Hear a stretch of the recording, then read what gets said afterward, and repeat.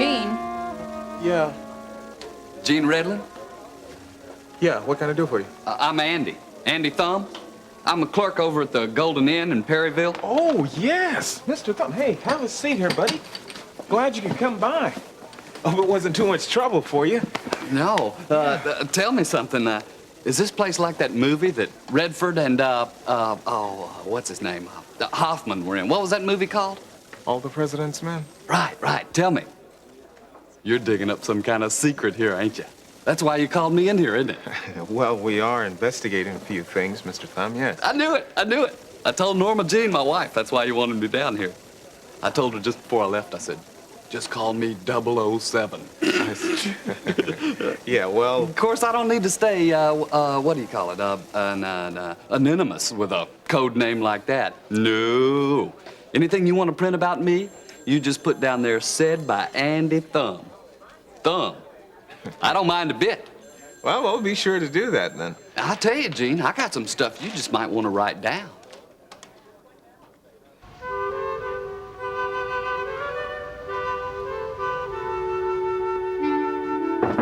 Yeah.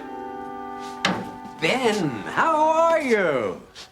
Well, I'm fine, and you?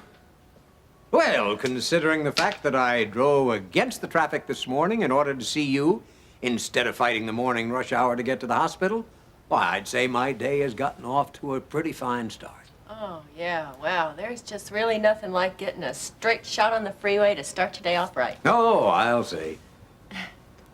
I'll leave you two alone. I've got some filing to do. She's a good lady, Ben.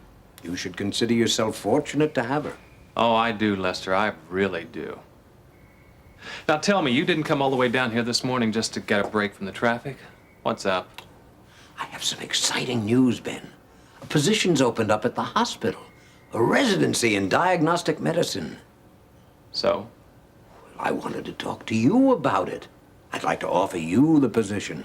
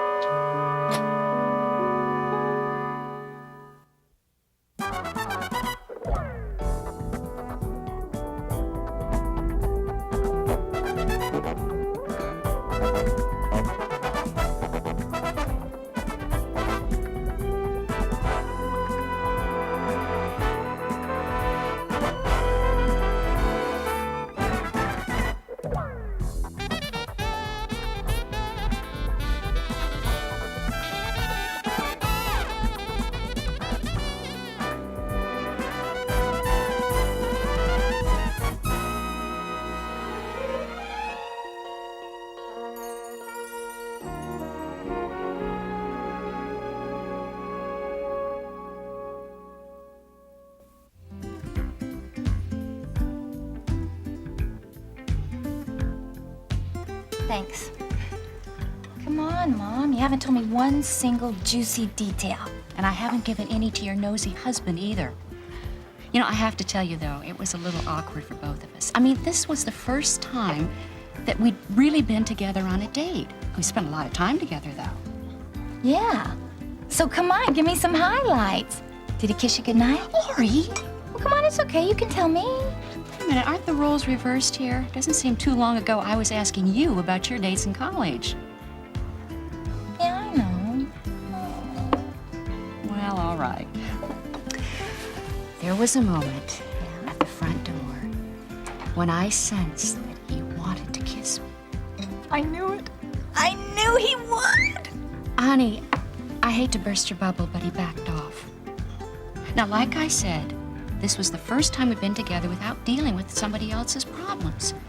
And I think we just wanted to get to know each other. And I think he felt a little uncomfortable. Oh, no. No, I think he was just nervous. I mean, Mom, after all, it's been a long time since you and Dave have done this sort of thing. Well, it's not something you forget how to do, you know. Good. No, I'm serious, though.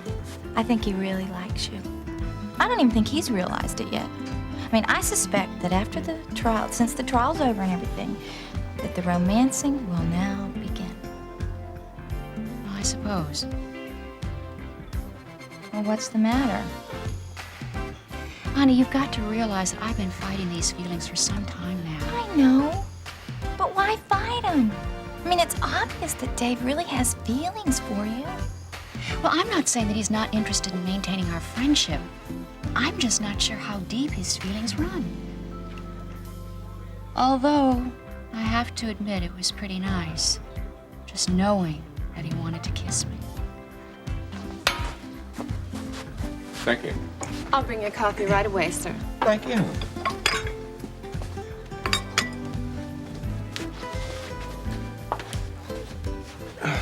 Well, Preston, what's this bombshell you want to let loose with? Well, it's just that I have managed to put my brother Charles in my back pocket.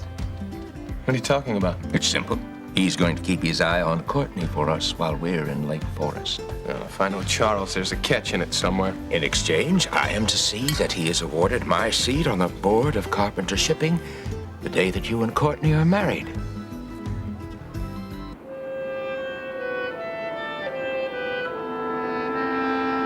Of course, that's one thing you'll never beat old Andy Thumb at, and that's guessing. Well, I can guess anything. Height, weight, married status. I can even tell how many kids a fella has. Oh, yeah? Well, like you, for instance. I bet you got 3 kids. 2. See there? I was close. I don't know what it is. It just comes natural. Like, for instance... Mrs. Thumb, excuse me, but what does this have to do with Lee Carruthers? Well, like I was saying, I told my wife, I don't care what television's supposed to do to a fella's weight. That Lee Carruthers has got to weigh at least, now this is no lie, at least 185 pounds. I see. Wouldn't you know it? When I saw him in person, the guy's got to weigh exactly that. I'd bet my gold tooth on it. Mr. Thumb, let me ask you... Andy. Andy. Great, Andy. So you were there when Mr. Carruthers arrived, right? No, I didn't see him till after he came out to talk to those TV fellas. But you were there when he checked in, right? No, he checked in right before I come on. What time was that? Well, I don't rightly know. No, I mean, not what time he came in, but what time do you usually come on duty? Oh, 4. I work 4 a.m. to 12 noon. I love it, too. Breathing that fresh air, up at the crack of dawn. Yeah. Let me ask you something now. It was after you got to work that Sebastian Knight arrived, right? Yes, sir. Uh-huh. We're on to something, aren't we? Maybe. I knew it. I guessed it. Boy, you don't pull anything over old Andy Thumb's eyes. I told Norma Jean before I left. I'd have told Dwayne, too. Oh, that's my hired help, but Dwayne's gone up to a hog auction up near Winchester. You know, he never believes me either, even though I have proved myself to be true 1,000 times. Okay, Mr. Thumb, back to what we were saying. Right, uh-huh. Now, Sebastian Knight, can you remember what time he came, what time he arrived? Well, I'm not too sure. I think 20, 30 minutes after I got there. I'd have brought the registration book, but the manager keeps it locked up. That's no problem. We could get that if we wanted it. No, what I'm really interested in is the actual time that Sebastian Knight arrived. I'd say 4:30. And I'm not guessing on that one. I know that to be a fact. Why didn't you mention this position yesterday when I was in your office? Oh, well, I wasn't at liberty to do so at the time. You certainly were at liberty to second-guess my motives. Oh, I'm sorry, Ben, if I insulted you. It's just that, you see, we were considering another candidate, and quite frankly, I thought the position had been filled. You see, it wasn't until this morning that I discovered the other candidate had dropped out. And you instantly thought of me. Well, of course. Why do I get the feeling you don't believe me? Aren't you interested? No, listen, I believe there's a position open. But, I'm just a little confused, though. Confused? About what? Come on, Lester. The future of our relationship yesterday was dismal at best. Now, all of a sudden, you want to hire me. I just don't get it. Well, now, Ben, I know we've had our problems in the past, but from my viewpoint, that's where they will stay, in the past. It's a good salary, Ben. More than you were making when you were at the hospital before, as a matter of fact. And you wouldn't even need to have full use of your hands. Yeah, okay, I understand all that. And I can understand that whoever took this job would find it rewarding and challenging, but... But what? I think you'd be foolish to turn it down. Let me sleep on it, okay? All right, but don't be too long about it because we have other candidates waiting to hear the word. Well, then don't let me interfere with processing them. Listen, Lester, when I told you yesterday I wasn't interested in a job with you, I meant it. And not too much has changed. I couldn't do that, not without hearing from you. And why not? Well, I take them one at a time, and presently you're at the top of the list. Well, I can't promise you that I'll make a decision overnight, but you will hear from me pretty soon. Good, good. The sooner the better. Now, and not to change the subject now, but, oh, Ben, I want to thank you for getting Nancy Lawson to drop that lawsuit against you, because at the same time, she's dropped the case against the hospital. Well, I told you that once Dan Myers was out of the picture, she would probably do that. Yeah, well, you were right, Martin. You were certainly right. I checked with the hospital's attorneys yesterday. I figured you would. Oh, I have to hand it to you, Martin, the way you tricked Dan Myers into turning tail and running. Sounded like something more that I would have done rather than you. I didn't think you had it in you, but I'm glad you did for both our sakes. I'll be waiting to hear from you about the position.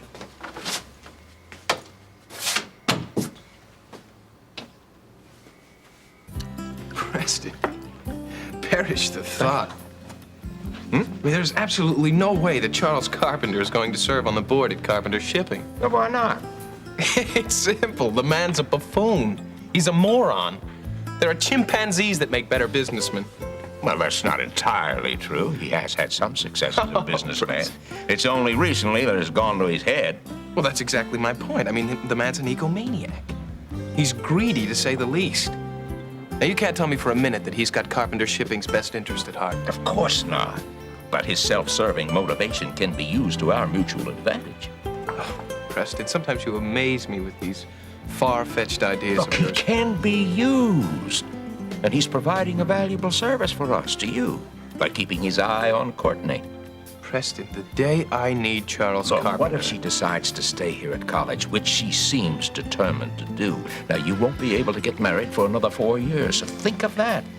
Think of all the temptations that could lure her away from you again. What went on with Peter Davidson won't happen again. I don't know. She certainly has surprised me lately. That's what worries me. I don't know what goes on in her mind anymore. Preston, Courtney's through this finding herself period. She's found it, okay? We've straightened it all out. Given recent events, I dare to differ with you. Preston, trust me. I've got things under control. As a matter of fact, I have a suggestion that'll ensure Courtney keeps the business in the family. I think you're going to like it.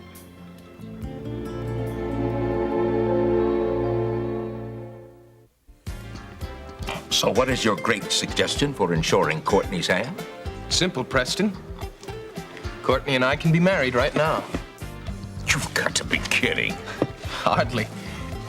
I mean, I see no reason why she should continue these games. Games? Yes, games.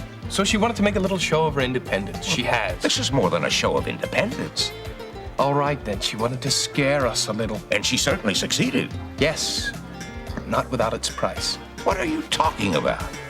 Well, for whatever reason, Courtney wanted to experience the simple life. I mean, despite its mediocrity. But now I think she's ready to return to the fold of the more fortunate. Not to mention a loving relationship with me. Are you suggesting that her whole relationship with Peter Davidson is nothing more than a charade? I'm suggesting that it was part of the game she's playing. That she was using Davidson to win my affections once and for all. If you believe that, then you just don't know my daughter. Preston, if you knew your daughter, you would have never let her come here. I couldn't stop her. She is serious about an education. Look, that is not just a game with her. Oh, and I suppose it's not part of some game that, given the fact she had the choice of the best colleges in the country, she chooses this hole in the wall. Perhaps, but she's still serious about her studies. But what's more important, she is not ready psychologically for marriage. With the proper inducements, she'll change. Did it ever occur to you that I don't want her to be married so soon? You ever think of that? And in the meantime, don't be telling me what I can and can't do with my seat on the board of Carpenter Shipping. I have a provision with your father that expresses I can do what I want with that seat, and that's exactly what I intend to do. Waitress, wait a minute. That news conference was at 4 in the morning. Now, Lee was obviously there, but he said that Sebastian was there, too. No, not according to our friend at the front desk. Because according to him, there was no way that Sebastian could have gotten there in time to hear Lee's opening speech. Well, does that mean that Lee was lying? You tell me, buddy. There's got to be some way to prove this.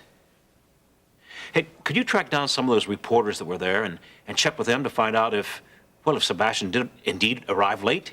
Well, perhaps, but you have to understand. I mean, even if he did come late, they wouldn't have necessarily noticed that. I mean, he could have quietly taken a seat while all of those reporters were bombarding Lee with all these questions. Yeah, you're right. No offense, but when you reporters start asking questions, I think the only time you stop is to blink. Yeah, I guess we do concentrate on one thing at a time. But you know something? It's made me think of something. What? There was a book. Yeah. There was a book written once. It was called The Camera Never Blinks. Now, it's true that the reporters could have been oblivious to what was going on, but there just might be some video footage lying around that could have covered the whole picture, if you know what I mean. Right. Why didn't we think of that sooner? You know what? I think I'm going to stop by WRD and go over some of that video footage, see if they'd let me into the video library. I'm sure they must have covered the event. I'll get that. I got to get going anyway, buddy. Yeah, okay. I will see you later. Dr. Phillips. Hey! Whoa. Well, I know what you're thinking. You got the wrong guy. That's my brother. I know you, man. That's right. It's my brother's Lance. Despite his advanced press, we're only alike in looks. Okay? Yeah. Well, thank goodness for that. I have to talk to you sometimes. Right now, I've got something urgent to do. All right. It's been a pleasure. Jeremy, what brings you here? Well, I got some great news for you, Dr. Phillips. Lester Lewis is going to give you a full-time position. Yeah, it'd be full time. But isn't that going to cut into all your time here at the clinic, Ben? Well, let's just say that's not my greatest concern right now. I mean, you know how I've been feeling about this place for some time. You see, I'm a little more perplexed about something Lester said. Yeah, well, I would be too. I mean, one minute he's booting you out of his office, and the next minute No, it's not that. That's not what I mean. Well, I don't understand. Well, he said something that really stuck. It hit home. Well, what? Well, he couldn't get over how we tricked Dan Myers into showing his true colors.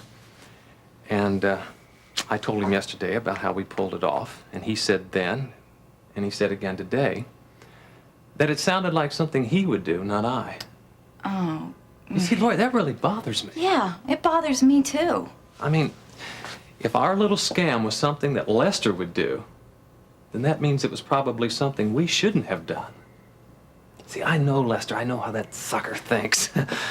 Oh, and I just don't want us to be on the same wavelength. Look, Ben, just because he complimented you for outfoxing Dan Myers does not mean that you are like him or that the two of you are anything alike. You're two different people. Yeah, I know that. I know that, believe me. I don't know, maybe tricking Dan Myers was a mistake. Maybe, I don't know, maybe it was wrong the way we handled it. Yeah, maybe it was wrong. I mean, we've talked about that. But look where Nancy would be if we hadn't have done it. Yeah? I mean, she would be swindled out of her money. She would be divorced again. Look, yeah, we wanted her to drop the suit, but we also wanted to help her. We wanted to show her who Dan Myers was before it was too late, and she was thankful. You know, she told you that personally. Right? Right. Lori, I thank God for you.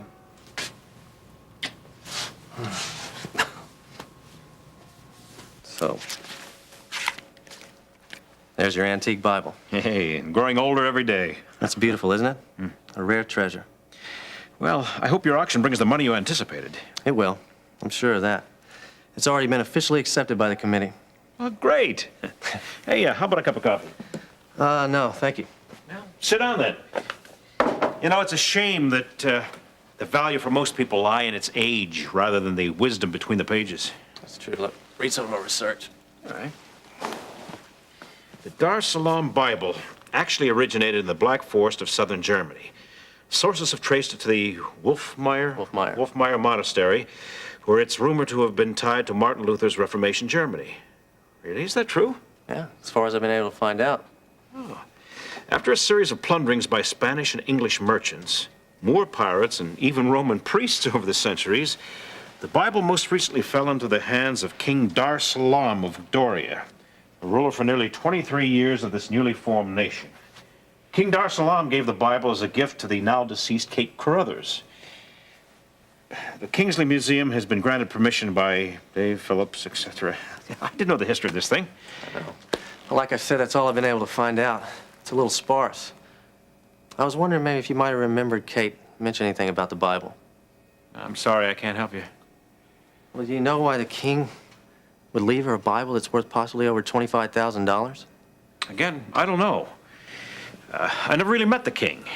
As I told you at lunch the other day, well, Kate met him after our divorce, when she was doing some international goodwill work. I didn't hear about him or the Bible until she left it to me in the will. I see. Well, anyway, all the money we raise will go for a good cause. Well, that's all I wanted. But as for me personally, I'll stick to the more practical, usable size.